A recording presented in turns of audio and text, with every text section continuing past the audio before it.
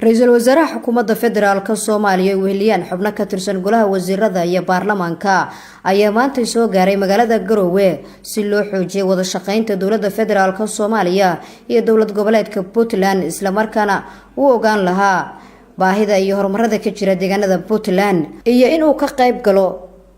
munaasabada lagu xusayo 20 sano guuradii ka soo wareegtay markii dhidibada loo aasay dowlad goboleedka Puntland iyadoo intuu halkaan ku sugan yahana lagu qaban doono shirka xubnaha golaha wasiirada wasiir walba oo ka tirsan dowladda federaalkana waxa uu kula la yeelan doonaa wasiirka dowlad goboleedka Puntland wafdiga uu hogaaminayo ra'iisul wasaaraha xukuumadda federaalka Soomaaliya Mudane Xasan Cali Khayre ayaa waxa garoonka diyaaradaha Garowe ku soo dhaweeyay madaxda ugu sareysa Puntland iyo boqolaal shacab oo muujinayay jacaylka ay u qabaan ra'iisul wasaare Khayre isagoo dhammaan gacan qaaday ama salaamay dadkii soo dhaweeyay ra'iisul wasaaraha xukuumadda federaalka Soomaaliya Mudane Xasan Cali Khayre ayaa inta kadib loo soo galbiyay gudaha magaalada Garowe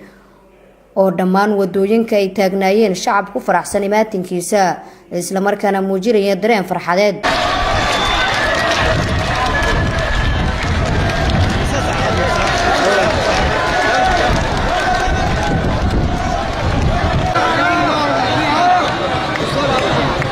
halkan waa barxadda weyn ee magaalada Garowe oo ay ku sugan yihiin kumanaan shacab oo u soo baxay soo dhaweynta ra'iisul wasaaraha xukuumadda federaalka Soomaaliya kuwa wajiyada laga dheehan karay farxad iyo booliyo ay u qabaan dowladnimada Soomaaliya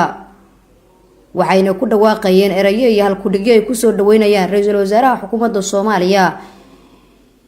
iyo wafdiga la socday sidan ayayna u dhacday soo dhaweynta loogu sameeyay gudaha magaalada Garowe ra'iisul wasaaraha xukuumadda federaalka Soomaaliya Mudane Xasan Cali Khayre oo la hadlay shacabkii soo dhaweeyay ayaa uga mahad celiyay qalbi wanaag ay u muujiyeen isla mar ahaantaana ku amaanay hirgelinta hanaanka dowladnimo ee ay gaareen waxaan marka hore madaxweyne adiga shacabka iyo madaxda kale idinkaga mahad celinayaa sida quruxda badan oo aad igu soo dhaweyseen dhulkii guduga iyo beeyada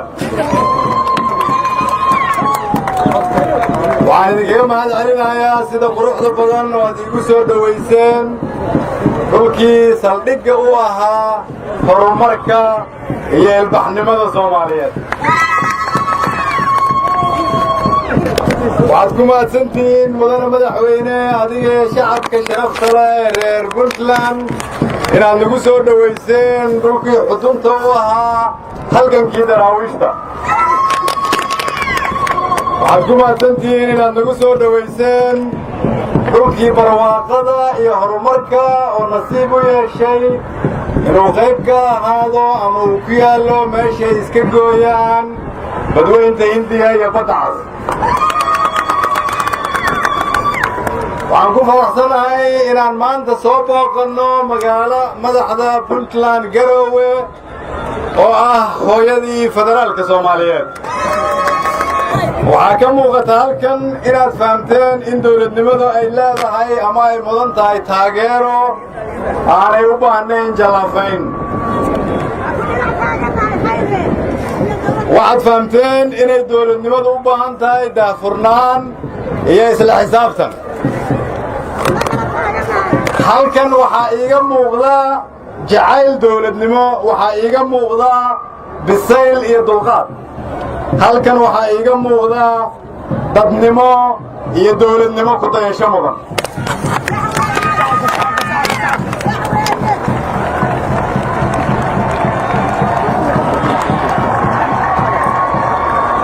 waad ku mahadsantihiin sida sharafta iyo karaamada leh ood noo soo dhaweyseen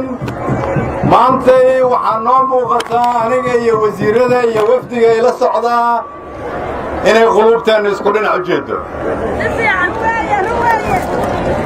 waxaa noo muuqata in xamar iyo Garowe ay wax badan isula jiraan laakiin inay qulubteenna isu dhowdahay